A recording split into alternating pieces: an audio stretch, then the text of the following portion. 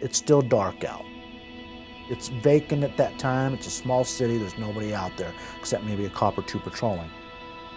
My son was on his way home. 10 till 2 when he called for me to open the door. Alive.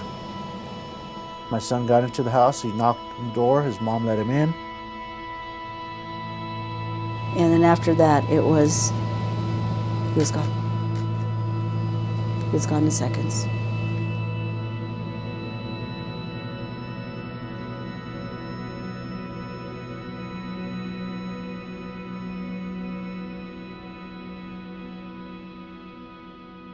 I would have died for him that night if I knew what was going on.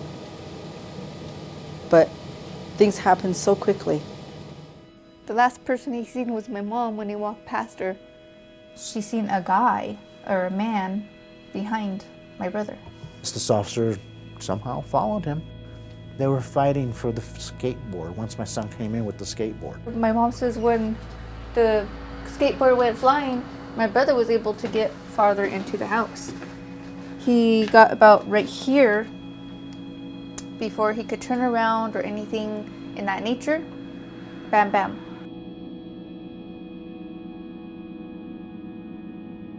The most horrifying thing is probably being woken up by gunshots, like the pounding, the noise. He was shot in the back. Bottom line, that man did not need to be there.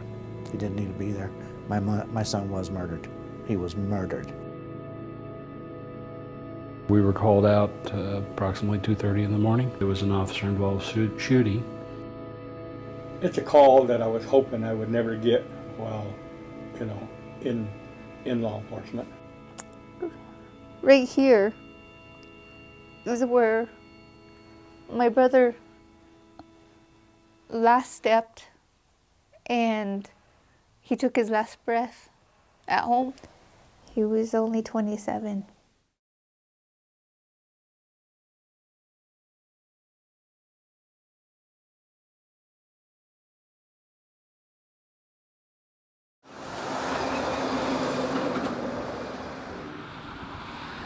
Rocky Ford is typically a quiet town, A small town, less than 4,000 people, we all wave to one another and that sort of thing. For the community of Rocky Ford, this was a tragic event. I mean, this was a circumstance that affected virtually every person in the community. A lot of people believed that they weren't safe. Law enforcement was under attack. The community felt like they were under attack.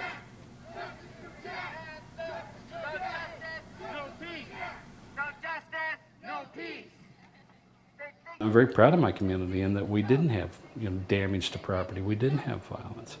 Because I think the people that were there that are upset, the ones that were protesting, they want to preserve their community. They don't want to destroy it. I believe Rocky Ford is a very, very good community. I don't believe it's any way, shape, or form as Ferguson. I don't believe the citizens of Rocky Ford would riot or burn or whatever, But at the same time, I understand their concern and they're asking for justice.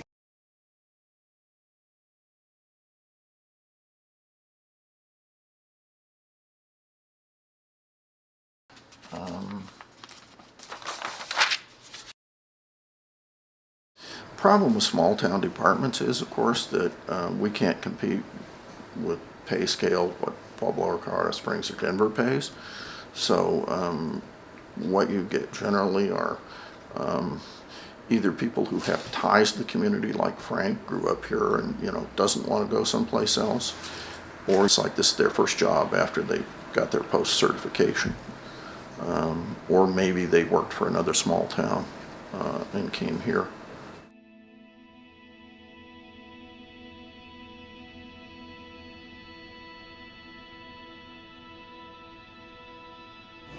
We had some complaints on him, yes, and they were looked into. There is a ongoing IA at the present time, a complaint from a citizen that is still under investigation. It's an allegation of use of force. excessive use of force.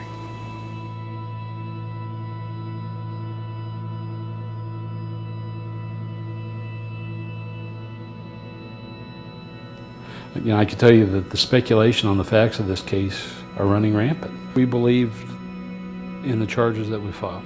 Otherwise, we wouldn't have filed them. We don't file charges because the events in Ferguson, we don't file charges. You know, there's a lot of people believe racial motivation. We see a lot of this stuff on the news media now about that. And I don't think there's a prosecutor in the country who files charges based upon those factors. What we look at are the facts of each and every individual case. And then based upon that, if we believe a crime was committed, we file it. My job is to present all of those facts and then to let a jury make a determination. I'm not the one who determines justice, it's the people of our community. I'm saying just Jack was, he's good.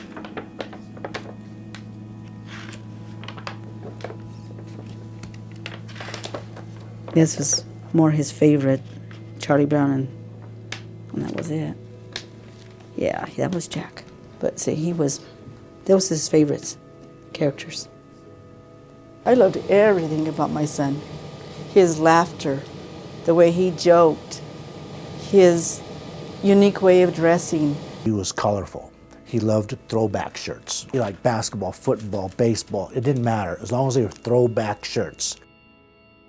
None of my kids have been in any kind of serious trouble at all, including my son. He's my baby. You know, as outgoing and spoken as he was a non-violent. He, you know, never, you know, he had asked about weapon and nah, would never roll with nothing like that.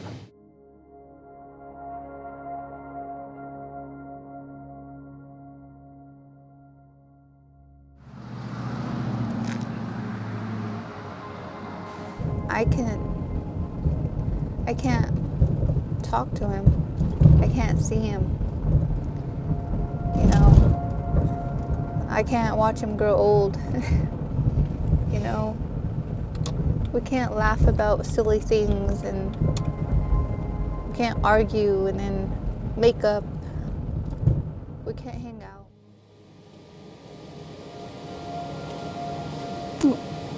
He's the love of my life. And I miss him dearly. No day goes by without me thinking of him. No day. And I don't want him to be forgotten.